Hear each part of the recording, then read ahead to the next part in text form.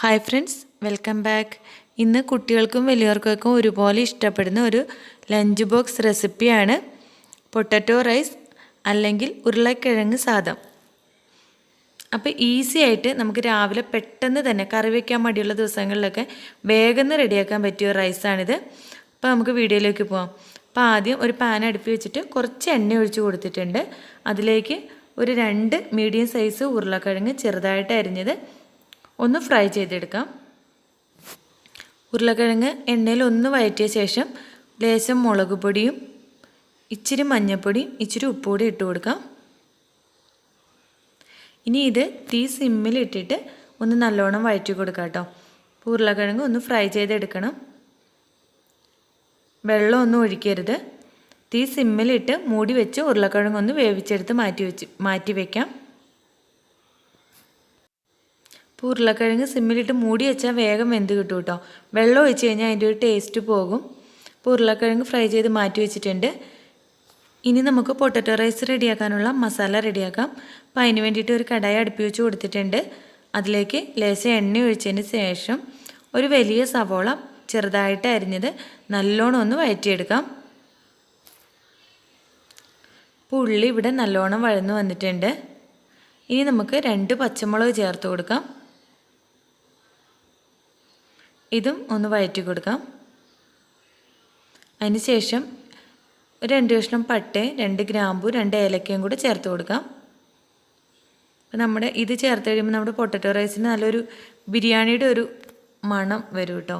നല്ല ടേസ്റ്റാണ്. കുട്ടികൾക്ക് അതിൻ്റെ ആ ഫ്ലേവർ ഒത്തിരി ഇഷ്ടപ്പെടും. ഇഞ്ചിയും വെളുത്തുള്ളിയും കൂടെ ചതച്ചത് ഒരു 1/4 ടീസ്പൂണ് ചേർത്ത് കൊടുക്കാം. അതും ചേർത്തതിന് ശേഷം പച്ചമണം മാറുന്നവരേക്കും ഒന്ന് വഴറ്റി കൊടുക്കാം. അപ്പോൾ എല്ലാം വഴന്നിട്ടുണ്ട്. അതിന് ശേഷം ആവശ്യമായിട്ടുള്ള ഉപ്പ് ചേർത്ത് കൊടുക്കാം. മുളക് പൊടി ചേർത്ത് കൊടുക്കാം. നമ്മൾ ഉരുളക്കിഴങ്ങിന് മുളക് പൊടി ഇട്ടിട്ടുണ്ട്, പച്ചമുളക് ഇട്ടിട്ടുണ്ട്. അതുകൊണ്ട് മുളക് പൊടി തീരെ കുറച്ചിടാൻ ശ്രദ്ധിക്കണം. പിന്നെ മഞ്ഞൾപ്പൊടിയും ഉപ്പും ഒരു 1/4 ടീസ്പൂൺ അളവിൽ ഗരം മസാലയും കൂടെ ചേർത്ത് കൊടുക്കാം. ഇപ്പം കുട്ടികൾക്ക് വേണ്ടി മാത്രമാണ് ഉണ്ടാക്കുന്നതെങ്കിൽ എരിവ് കുറച്ച് മുളക് പൊടി ഇതിനേക്കാളും കുറച്ചുകൂടെ കുറയ്ക്കണം കേട്ടോ. പച്ചമുളക് എരിവുള്ളതാണെങ്കിൽ 1 ഇട്ടാൽ മതി. അപ്പോൾ നമ്മുടെ മസാല ഇവിടെ കുറച്ച് റെഡി ആയിട്ടുണ്ട്. ഇനി ഒരു 1/4 ടീസ്പൂൺ അളവിൽ കുരുമുളക് പൊടിയും കൂടെ ചേർത്ത് കൊടുക്കാം.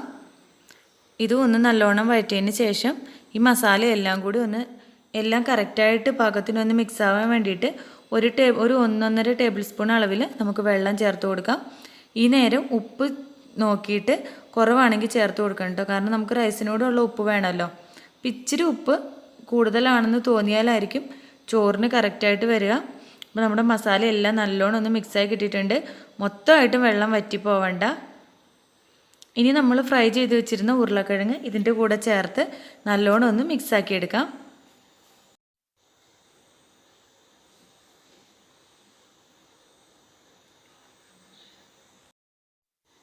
അപ്പം നമ്മുടെ ചോറിന് വേണ്ട മസാല ഇവിടെ റെഡി ആയിട്ടുണ്ട്. ഇനി നമുക്ക് ആവശ്യത്തിന് ചോറിട്ട് കൊടുക്കാം. ഞാനപ്പോൾ ഒരു ചെറിയ ഇടത്തരം ബൗളിന് ഒരു 2 കപ്പ് അളവ് നിറച്ചില്ല, ഒരു 1.5 കപ്പ് അളവേ വരുള്ളൂ. അത്രയും ചോറ് ചേർത്ത് കൊടുക്കാം. ഇനി ഈ മസാലയും ചോറും കൂടെ നല്ലോണം ഒന്ന് മിക്സാക്കി എടുക്കാം.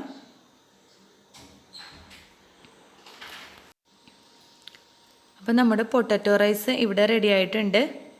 അപ്പോൾ ഇത് കുട്ടികൾക്കും വലിയവർക്കും ഒക്കെ ഓഫീസിലോട്ടും സ്കൂളിലേക്കൊക്കെ കൊണ്ടുപോകാൻ ഈസി ആയിട്ട് നമുക്ക് രാവിലെ പെട്ടെന്ന് എഴുന്നേറ്റ് കറി ഒന്നും അധികം വെക്കേണ്ടല്ലോ.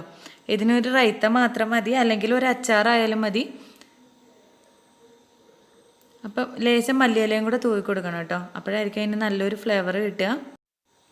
ഈ റൈസ് എല്ലാവരും വീട്ടിലൊന്ന് ട്രൈ ചെയ്ത് നോക്കൂ കേട്ടോ. ഈ വീഡിയോ ഇഷ്ടപ്പെട്ടാൽ ലൈക്ക് ചെയ്യുക, ഷെയർ ചെയ്യുക. അപ്പം ബായ്.